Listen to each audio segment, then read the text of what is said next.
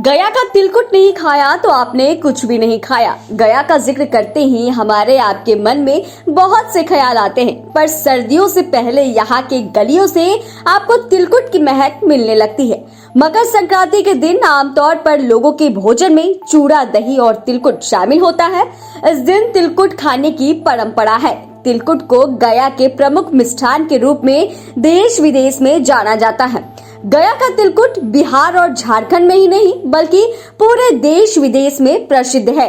मकर संक्रांति के एक महीने पहले से ही गया की गलियों में तिलकुट की सोंधी महक और तिल कूटने की धमधम की आवाज लोगों के जहन में मकर संक्रांति की खूब याद दिलाने लगती है।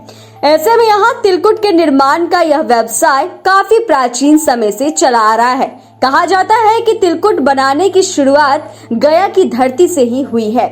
हिंदू धर्म की मान्यता के अनुसार मकर संक्रांति के दिन तिल की वस्तु दान देना और खाने से पुण्य की प्राप्ति होती है। मकर संक्रांति के 1 से 1.5 महीने पहले से ही गया की गलियों और मोहल्लों में तिलकुट खूब बनने लगते हैं।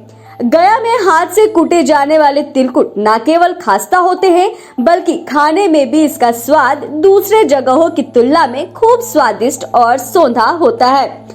आपको बता दें कि गया का रमना रोड तिलकुट निर्माण के लिए प्रारंभ से ही खूब प्रसिद्ध है। अब टिकारी रोड, कोयड़ीबाड़ी, स्टेशन रोड, डेल्हा सहित कई इलाकों में कारीगर भी हाथ से कूटकर तिलकुट का बहुत ही अधिक मात्रा में निर्माण करते हैं।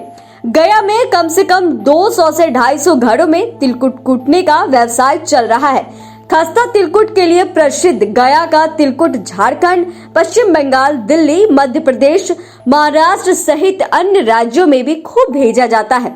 इतना ही नहीं, अब गया के तिलकुट की डिमांड विदेशों में भी खूब होने लगी है, क्योंकि विदेशों से बोध गया आने वाले पर्यटक कुछ ले या ना ले, लेकिन अपने साथ तिलकुट जरूर लेकर जाते हैं। उन्हें यह तिलकुट खूब पसंद आता है। आपको बता दें कि गया में तिलकुट भंडार में काम कर रहे लोगों का कहना है कि यहाँ सालों से तिलकुट कूटने का काम चलते ही आ रहा है। अब इसकी डिमांड विदेशों में भी होने लगी है। डिमांड को देखते हुए अब गया में सालों भर यानी कि पूरे साल तिलकुट कूटने का काम चलता ही रहता है। 200 से अधिक दुकानों में यह काम हो रहा है। स्थानीय कारीगर इसकी कुटाई में लगे रहते हैं। रोजाना 20 से 25 किलो तिलकुट प्रति कारीगरों के द्वारा कूटा जाता है। साथ ही आपको यह भी बता दें कि सबसे पहले चीनी और पानी को कढ़ाई में रखकर गर्म किया जाता है, फिर इसका घानी तैयार किया जाता है। घानी तैयार होने के बाद चीनी के घोल को चिकने पत्थर पर रखा जाता है। ठंडा होने के बाद फिर इसे पट्टी पर चढ़ाया जाता है। पट्टी पर चढ़ाने के बाद इसे तिल के साथ गर्म कढ़ाई में भूना जाता है। भुनाने के बाद छोटे छोटे लोई बनाकर इसे हाथों से खूब कूटा जाता है। तिलकुट कूटने के बाद उसे सूखने के लिए रखा जाता है ताकि वह खास्ता बन सके और खाने में खूब मजा आ सके।